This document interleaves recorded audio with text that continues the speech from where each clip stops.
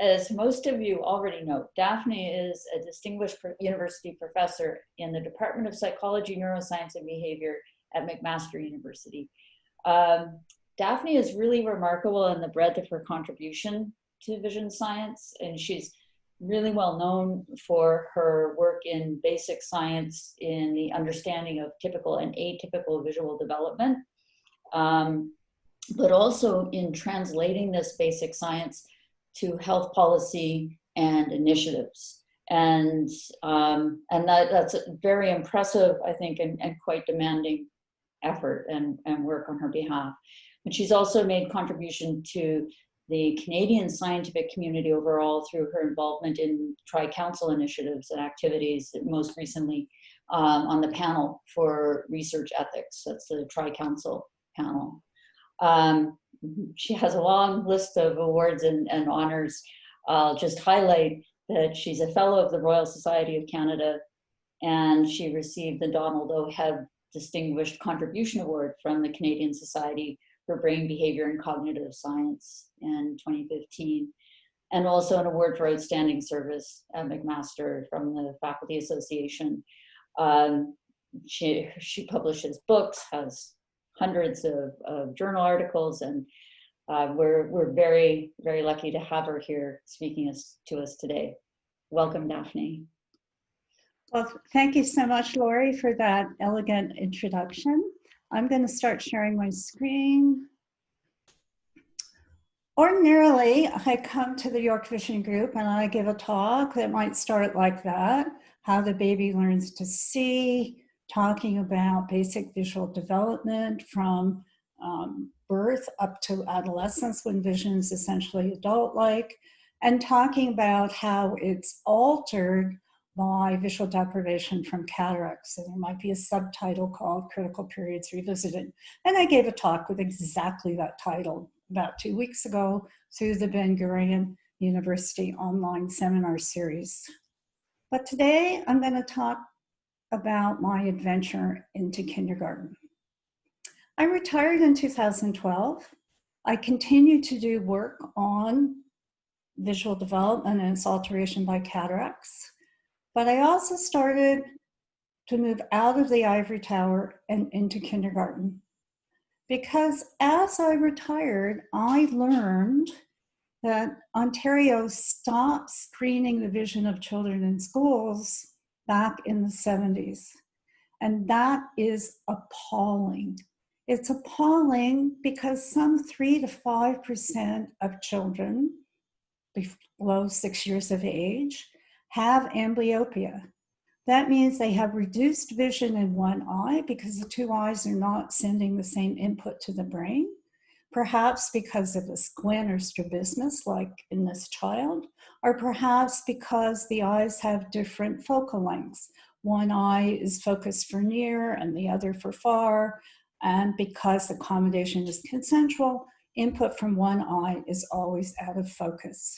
And the range of 3 to 5% comes from different population prevalence studies. This is appalling because treatment, we know, is more effective if begun before age 8. And if it's delayed, the child can lose functional use of that eye for life.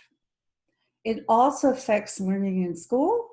That's another reason it's really important to discover it before 6 or 7 years of age. So here are reading rates at grade 3 for children with amblyopia versus controls. They read much slower at grade 3, even though this is binocular reading, even though the good eye is available during this reading test.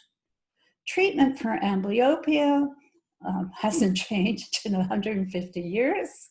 It involves correcting whatever the underlying problem is, for example, by giving the child glasses, and then patching the non-affected eye in order to encourage usage of the amblyopic eye. Another 3 to as high as 17% of children have an astigmatism. Now, again, these are prevalence across different populations. And so a child with astigmatism, looking at the picture on the left, will see something like that on the right. if it's 3 diopters of astigmatism in the vertical meridian. That affects, of course, learning to read as well. And another big chunk of children do not see print like that. They might see it like that because they're farsighted or hyperopic. And those prevalence figures range up to 26%. Now, young children do have a very large range of accommodation, so they can overcome much of that hyperopia, but that puts them at risk for amblyopia, and it affects their ability to learn to read. Only about 1% of children are myopic or nearsighted. So here's the effect of being hyperopic by 3 to 6 diopters at 4 to 5 years of age on a preschool literacy test. So the graphs over here show total scores for the children who were emmetropes, that means no refractive error, and the children who were hyperopic. There's a significant difference already before learning to read, and it shows up in the test of print knowledge, recognizing what's a letter and what's a number. It shows up in the tests of knowing what words mean or what the word is for different pictures. But it doesn't show up in phonological awareness, knowing how to blend words or remove a letter and know what a word would be. So it's showing up on all the visual tests. It's the auditory tests that are spared. And this is showing up before children enter grade 1 on a test that is a very good predictor of whether or not a child will have a problem learning to read. Now, the system we have in Ontario without vision screening is that eye exams are free for children until they're 19 years of age. But 37% of children enter grade 2 never having had an eye exam. And that number goes up to almost 50% for children from poor families. We know this from work of Afua Azar, a PhD student working in the lab. So the system isn't working when most children don't get those eye exams. And even when the Ontario Association of Optometry runs a special program called I See, I Learn, where if children get an eye exam while they're 4 years old, the glasses also are free. And in one of their latest reports, only 20% of eligible parents took advantage of that program. So the status quo doesn't work, and I wondered if reinstating screening in schools might help ameliorate this problem. At the same time that I was wondering about that, so was Dr. Agnes Wong, an ophthalmologist at the Hospital for Sick Children. At the time, she was chief of ophthalmology at Sick Kids, and so she sees the kids with amblyopia not caught early enough, when it often is too late for her to do anything effective. So Agnes and I teamed up to work on this project. Agnes has lots of contacts. She was a great collaborator on this project. So she got us into the Fraser Mustard Early Learning Academy, a school in the northeast of Toronto that has only kindergarten classes. It has 25 of them. These are children in junior kindergarten, age 4, and in senior kindergarten, age 5.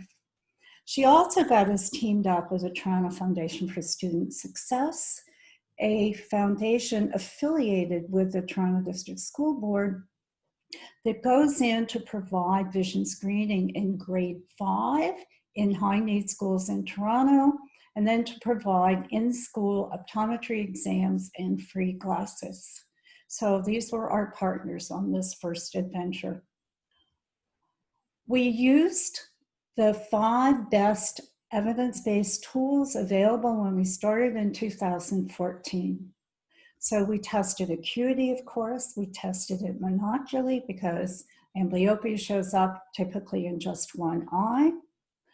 We used the Cambridge crowding cards that were invented by Jan Atkinson, not the single shown over there on the left, but the crowded ones that are shown right here. Because in people with amblyopia, as probably most of you know, reading single letters is no problem. It's letters crowded by other letters that are a problem. So with these are 4 and 5-year-olds, they don't necessarily know the names of the letters. So their job was to find the letter in the middle and match it on a card they held in their laps. So the O would obviously, here they would point to the O. It's a very easy game to teach children. We even could teach it to children who didn't speak a word of English. We could even teach matching to children who didn't have that concept. We taught it close up. The child was not patched. Then we patched the child and moved 3 meters away to test far acuity in each eye. We also tested stereo acuity. This is a acuity test called the Randolph preschool test.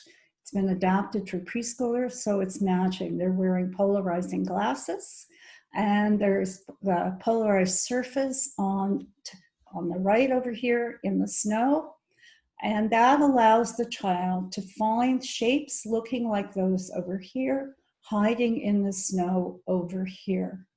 It starts with large disparities, and as you move through the books, the disparity becomes smaller to give a measure of stereo acuity. So it's starting with a large disparity like this, and then the disparity is gradually becoming smaller. We use the spot vision screener. This is a photorefractor. It takes a picture of the child's eye. So here you see the results for this child, -2.5 in the right eye, -4.25 in the left eye. She's severely myopic, and she has a difference in acuity between her 2 eyes, which is a recipe for amblyopia. We also used a second photo screener made by Plus Optics. Works very similarly to the spot, but there was a debate in the literature about which one is more accurate, so we used both.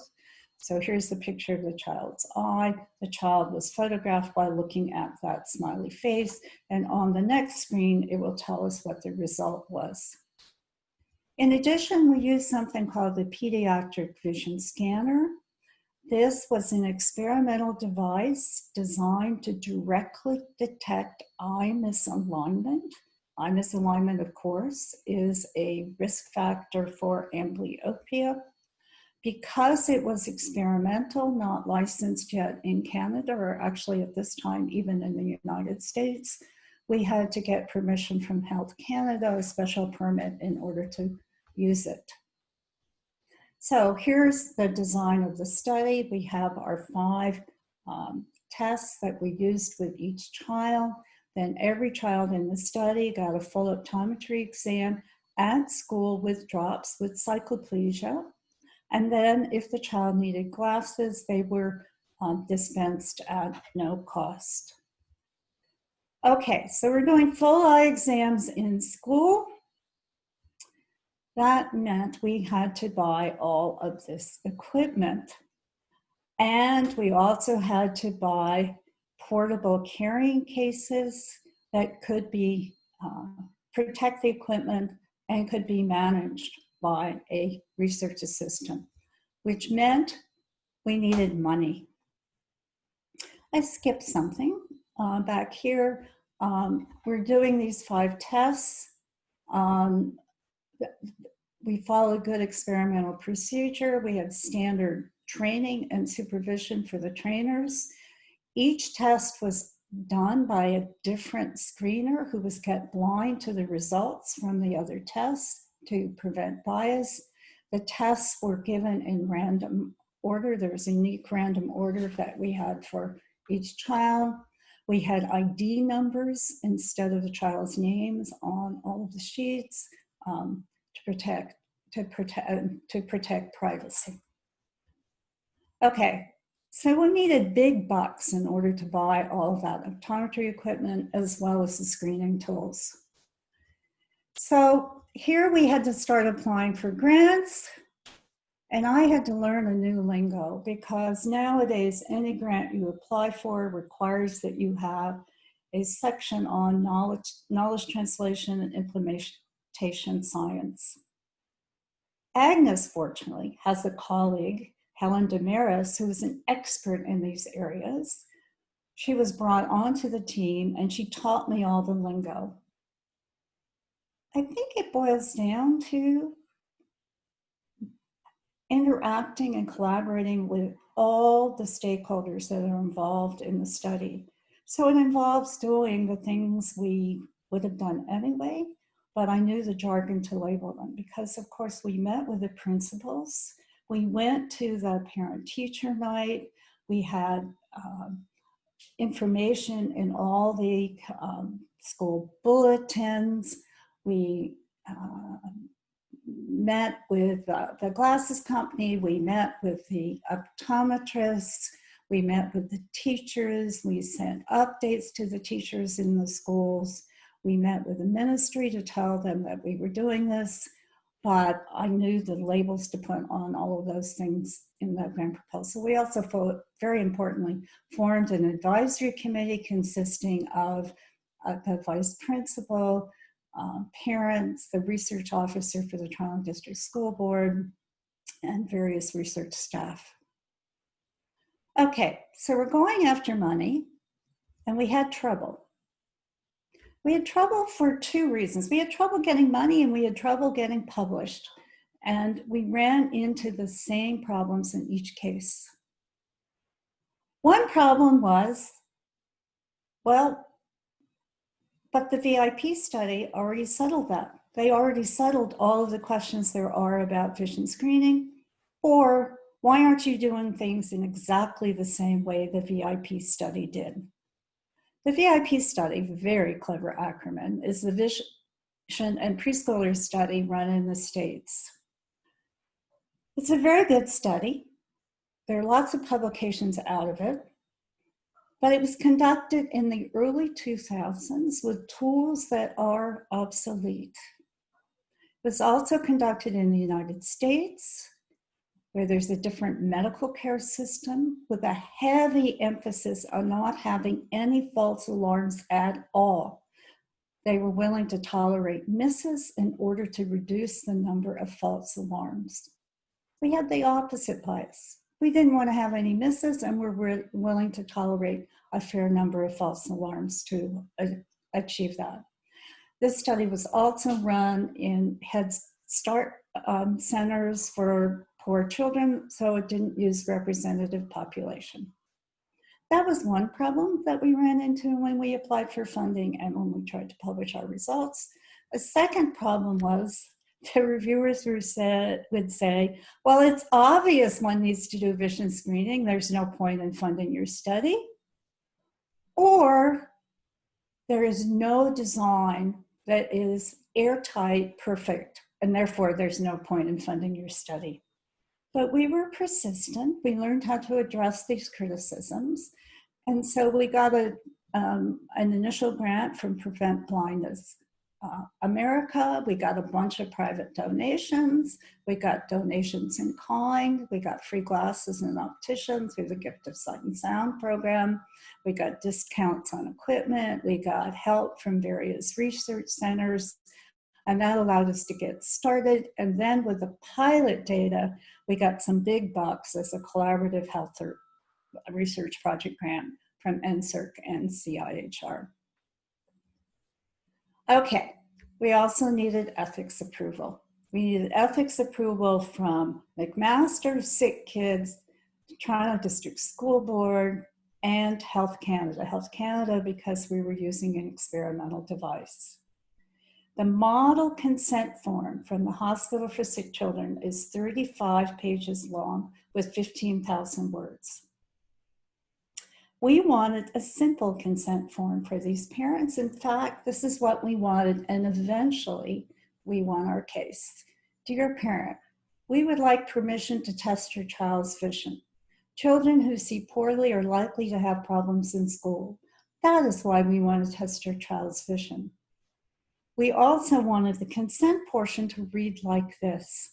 not the multiple pages on the Sick Kids model, but something quite simple. I understand this is a research study comparing quick ways to detect vision problems of kindergarten children. If I choose to participate, here's what will happen. And yes, I agree, or no, I do not allow my child to participate.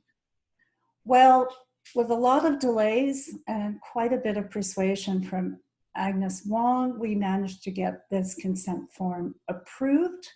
And you'll note we can put a bit of pressure on the parents to send it back, because they can send it back saying no.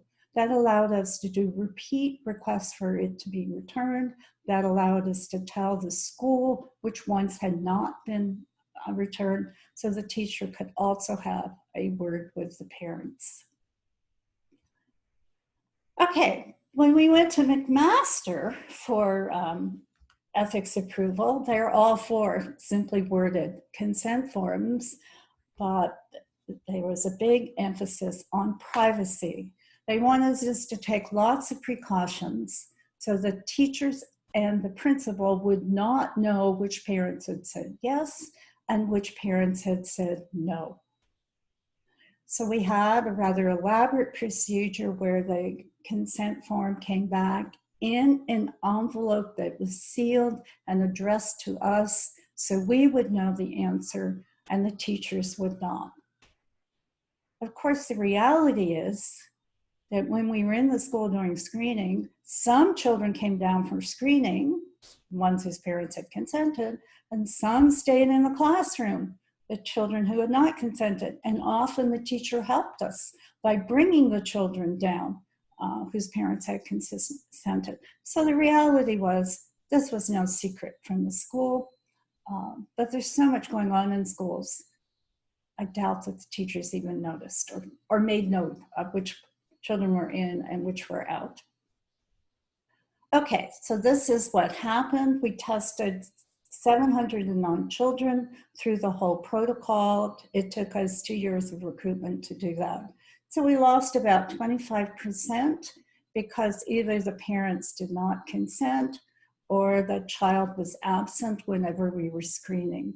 And then we lost another 10% who changed their mind or didn't show up for the eye exam. The results for those 709 are shown here. 60% failed screening. That's very high, but remember, a child had only to fail any one of our 5 tests, and they were called a failure of screening and a refer for an eye exam. That's 5 different tools. Failing any one led to a referral. Among the children who passed screening, there were very few eye problems. That means we had a very low miss rate. Most of the eye problems were among the children who had been referred from screening, but of course we have this very large false alarm rate. But if you break down those results into children in junior kindergarten, those are 4-year-olds, or senior kindergarten, those are 5-year-olds, there's a striking difference. So if we look at the referral rate, it's lower, it's lower in senior kindergarten than junior kindergarten. If we look at the miss rate, it's lower in senior kindergarten. And if you look at the false alarm rate, 43%, 32%, it's also better in senior kindergarten. This is for the obvious reason that children are easier to screen when they're a bit older, a bit more attentive, understand the instructions better, and also they're more cooperative when they go to the optometrist. So the optometrist is also more likely to get a valid result. Okay, so all of that, 2 years of work, led to this publication in the British Medical Journal Open. We were delighted that we were able to publish in an international journal, and we made it open access so anybody can read it. Having done that, which identified the best tools and cutoffs for vision screening, that's not enough. That's not enough to convince a ministry that they ought to introduce vision screening. We needed to do a feasibility study where we showed in the real world what happens if you try to do this. So we went to these 15 communities, one First Nations community, all the other ones non-First Nations, and they included small towns like Wellesley, little small cities like Guelph, tiny cities like Kirkland Lake, Toronto. We went as far west as Sarnia to Industrial Center. We went up to Ottawa, etc. And so what we did in this feasibility study, we had our 5 tools again, and it was only children who failed screening who were referred for the eye exam. Parents could decline it, of course. Then they had an eye exam at school with drops, and if they needed glasses, they were provided at no cost. Now we're running the study as it would run in the real world. That means there is no random order. The order of the test was a convenience one. Whichever screener was free took the next child who was waiting for a test, and the screeners were not kept blind to each other's results. We wanted the results of this study to have teeth, to have an impact on the ministry. So we met with the ministry, got them to agree to make this a demonstration project. We wanted to bring the optometrists online to support vision screening. Ontario Association of Optometrists is the professional organization. ECHO is a group that advises the government. It's a group of optometrists and ophthalmologists that has a children's vision group. We wanted to convince them to support vision screening. This involved a lot of sessions and a lot of discussion, but I'm happy to say the OAO was persuaded to support our study and support optometrists volunteering with us.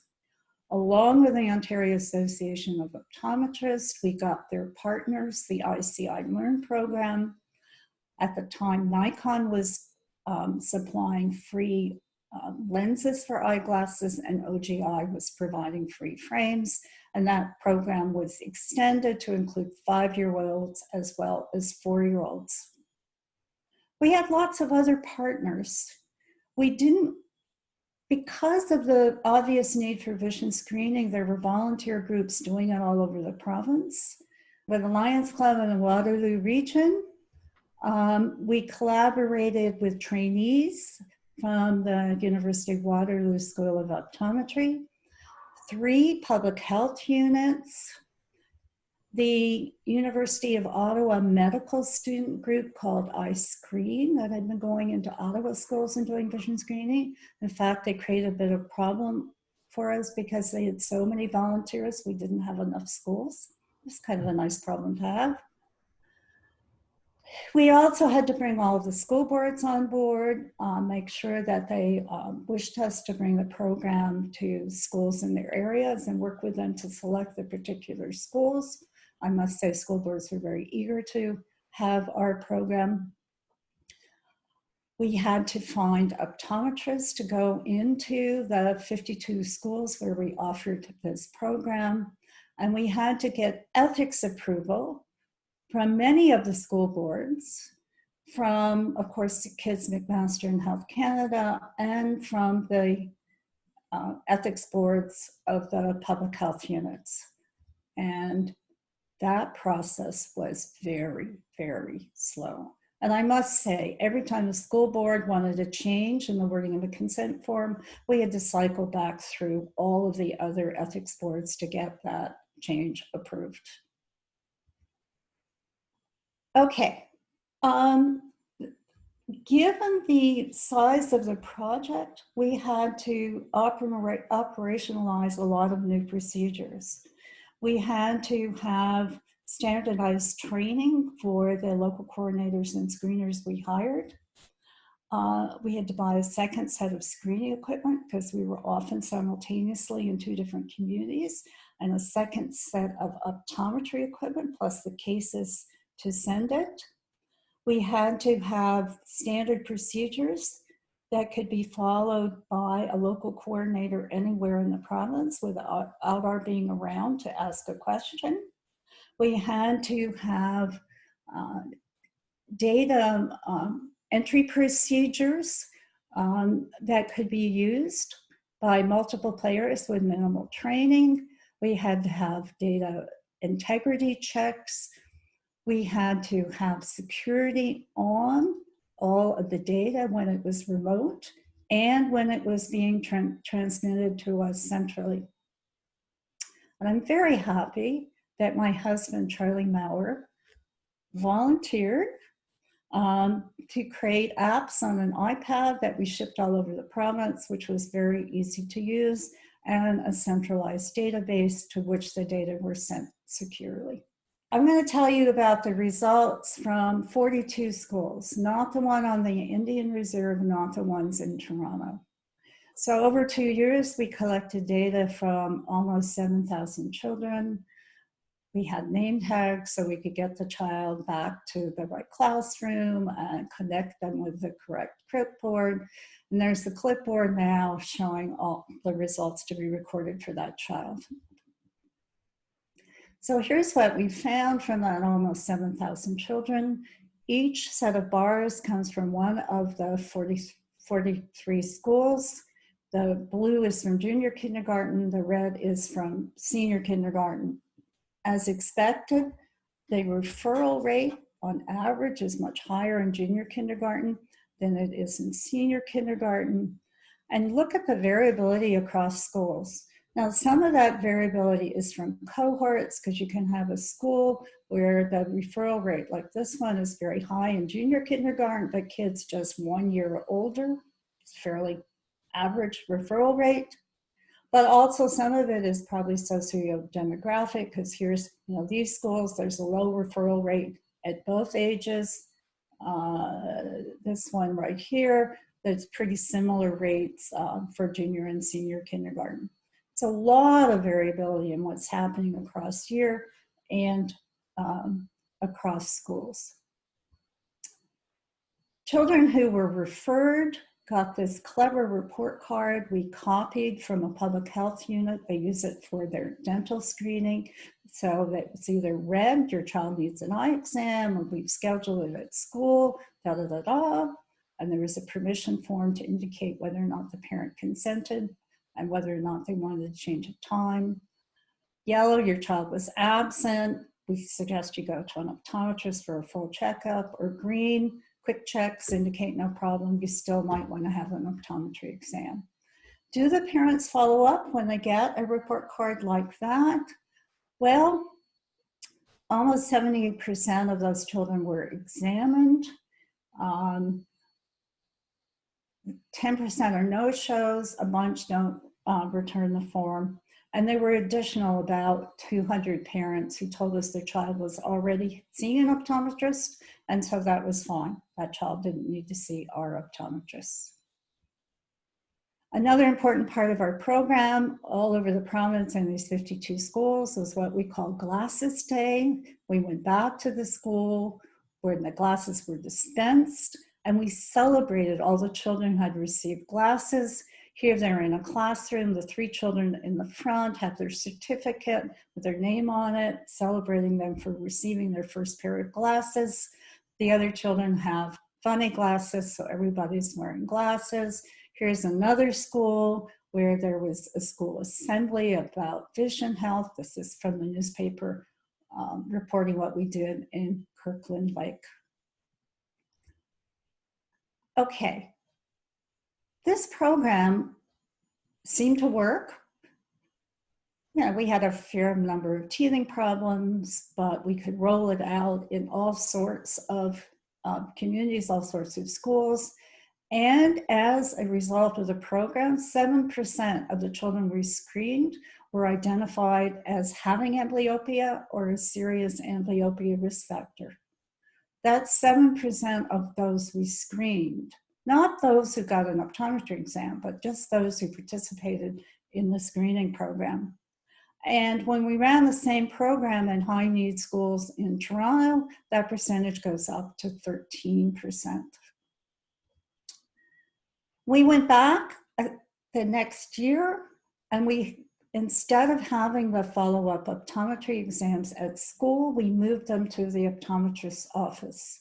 Fortunately, we had chosen optometrists with offices close to the school so that follow-up would be easy for the parents. We made the switch. We were sure in-school exams would be better. We made the switch at the strong encouragement of the Ontario Association of Optometrists, because, of course, it's easier for an optometrist to be in a familiar optometry lane than using the portable equipment we brought into the schools. And it turned out we were wrong. The follow-up compliance rate was almost identical for the 2 years when the exam was at school or in the optometrist's office. So what you're showing here are the results across the 2 years in 20 schools where we made the comparison. We also solicited the children's view of what they thought of what we call the vision games. We gave them a private space, and they could tell us which face reflected what they thought of their games, and most of them chose the happy face. In a diverse set of communities, ranging from Toronto to Sarnia to the Kitchener-Waterloo area, we also surveyed the parents' opinions. This is a 20% return rate. Pretty good for surveys, but it's not all of the parents. So here, the more green it is, the more strongly the parents agree. The more red it is, the more strongly they disagree. And so you see the parents are all for vision screening. They support it at their child's school. They even think it should be expanded to other grades. They also told us that a significant chunk of them are worried about the cost of eyeglasses. So eyeglasses are covered by an insurance plan. These parents aren't going to be worried about the cost, but these ones are.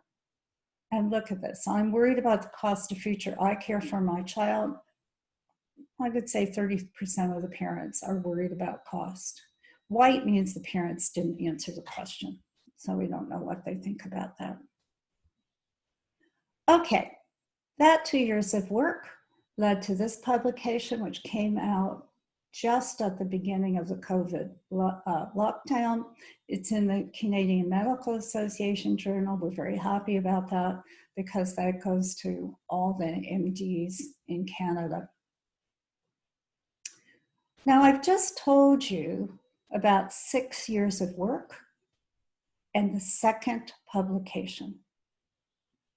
So one thing I learned about moving from the ivory tower into applied research is that it takes a long time and you don't get many publications. I'm retired, it doesn't matter. I was very happy to be able to do it. We posted all our results at this website where we also have questions and answers for parents and questions and answers now for public health units. Another way to look at the efficacy of vision screening is to offer it in some schools and not others. And we ran that test in Toronto. So 3 schools with about 600 kids total got our program in kindergarten, and 3 schools did not get the program. So just counting the number of kids wearing glasses in September, there's no difference between the schools, 2%. Go back in June, there's been a very small increase where we had not offered the program, and a much larger increase where we had done vision screening and identified children needing those glasses. We, of course, went to these 3 schools the following year, and those children did get the program. So it's just a lagged design. Here are similar data. So in 25 schools this time, about 1,000 children in each arm got vision screening in kindergarten. Another 25 schools did not get vision screening. We went back in grade 2 and we counted the number of children wearing glasses in grade 2. It's significantly higher where we had offered the program. So it makes a difference to children getting eye care to offer a comprehensive vision screening program. But we also learned something else. When you offer a comprehensive vision screening program, there are also going to be a lot of children whose glasses break and are not replaced, whose glasses are lost and not replaced, whose mom doesn't allow the child to bring the glasses to school for fear they'll be lost or broken, etc. Almost half the children in this program were no longer wearing their glasses when we went back in grade 2.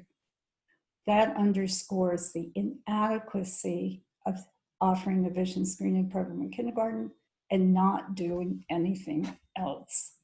You need to have follow-up as well. The whole time we had been doing this research, we had been lobbying the government, by which I mean the Ministry of Health and Long-Term Care, the minister, deputy minister, the public health unit, the Ministry of Education, the Ministry of Youth, and Aboriginal Affairs, I believe it's called, public health units, Ontario Association of Optometrists, Ontario Public Health, school boards, etc. And I'm happy to say that in 2018, the public health standards were updated and revised, reintroducing vision screening for kindergarten children into the school. So it now says that public health units shall assure that vision screening is offered to all children in senior kindergarten according to protocols, da da da da da da. And we joined the working group to form those protocols, recommend the tools, and record training videos. So the tools that were chosen, largely based on our research, but also the literature, are an acuity test. It's a crowded acuity test. The child has a matching card. The child sees letters that are crowded by bars this time and has to point to the right letter on the card or name it. Some children are really proud to show you they know the names of the letters and they don't want to do any matching. They want to do naming. The same stereo acuity test I described before, and some photo screener. Either one of the ones we used before, we found their results correlate so highly we couldn't recommend one over the other. The ministry had to decide on the cutoffs from the photo screeners, and based on the evidence we had collected on misses and false alarms, we recommended that the cutoff for farsightedness or hyperopia be +2 diopters. The representatives on the committee from the Ontario Association of Optometry recommended +1 based on their clinical experience. For astigmatism, we recommended a cutoff of -1.5 diopters. The optometrists recommended -1.75 diopters. And the ministry went with these recommendations from the optometrists. So what I think is going on here is we were looking at the evidence from the standpoint of population screening and maximizing the return on the health dollar. So we were going for very few misses, but also not a huge number of false alarms. The optometrists were going for no misses at all. It would be better if every child had a full optometry exam. And the standpoint of the Ministry of Health, which I grew to understand, is we've decided previously to make optometry exams free for children up to age 19. So the job of public health is to get children to those optometry exams. So from that perspective, they chose the lower cutoffs of the optometrists. Okay, there are 35 public health units in Ontario now. That might change under Doug Ford's recommendations, but there are 35 now. And so I went pro bono to about half of those public health units to offer training and coaching as they got into this. But with 35 public health units, the implementation of the public health standard probably has about 30 different models. So some public health units, particularly those in the north, went to every single school and offered vision screening in the very first year. Other public health units like Ottawa chose to phase in the program by beginning with high need schools. And some public health units, which I will not name, decided to go to 0 schools the first year or the second year to do some publicity. And one public health unit has a medical officer of health that doesn't believe in vision screening, doesn't believe its efficacy has ever been shown. And so that public health unit will not be doing vision screening in the foreseeable future. So given that skepticism, we decided we better do a randomized control trial because this is the gold standard evidence that medical officer of health was looking for. It's never been done before. That's why the evidence was not there. So we took 50 high need schools in Toronto. Half of them were randomly assigned to receive our program, which was in kindergarten to get the screening test, to have an eye exam in school if they were referred, and to get free glasses if needed. The other arm, this arm over here, they got the status quo. And then in grade 1, we did follow up with those in the experimental arm. We replaced glasses if they needed them. We gave them appointment reminders if the optometrist had said follow up in 6 months or a year. And both arms got reading tests. And then this fall, when the children were in grade 2, we went back and we screened the vision in both the 25 experimental schools and the 25 control schools. And those data are currently being analyzed, but I'm going to tell you first, we needed more money. We had spent all the money we had before. In fact, we were running a deficit, and McMaster was hounding me for how I was going to pay off the deficit. So we got a startup grant from McMaster University. We were fortunate to receive money from PSI, which is the Physician Services Institute Foundation, which funds evidence-seeking research to allow evidence-based practice. It funds research by medics, so it funded research by Agnes Wong in this case. And we sold one set of optometry equipment and the other set as rapidly as we could after we didn't need it anymore in order to fund this project. Okay, we are still analyzing the main results, but the data I showed you before about what happens in grade 2 if you did vision screening in kindergarten came from this study. So those data emphasize that we need to do public persuasion on the need for some children to wear glasses and how cool it is to wear glasses. We need to get this information integrated into the school record. That happens in many parts of the world, but not in Ontario. It's considered a privacy issue for the school to know that a child needs to wear glasses. But without them, that child is going to have learning difficulties. I told you for the demonstration project, we went all over Ontario, including up here to Lac Seul First Nations Reserve. But I haven't told you what happened when we went there because I told you about all the demonstration results, excluding that reserve and initially excluding Toronto. So here's what happened. In the demonstration project for children in senior kindergarten, 34% of the children were referred. And when they had eye exams, 34% had an eye problem. When we went to Lac Seul First Nations community, We screened in senior kindergarten and grade 1 because many of the children do not start school until grade 1. 89% did not pass screening. Wow. So we referred 100% of the children. We decided that if vision problems were so prevalent, every child should see an optometrist. Now that was a bit difficult, getting them in to see the optometrist. We ended up renting a van and going to pick up the children at their house. The mom often brought along all of her children as long as she was coming.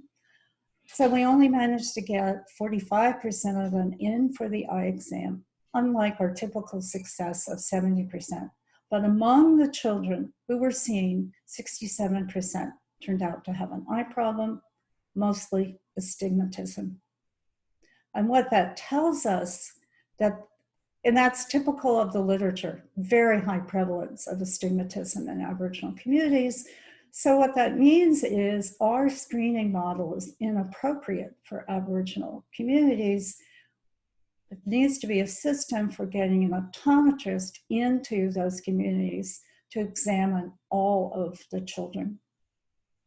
It's complicated because the optometrist is paid by the province.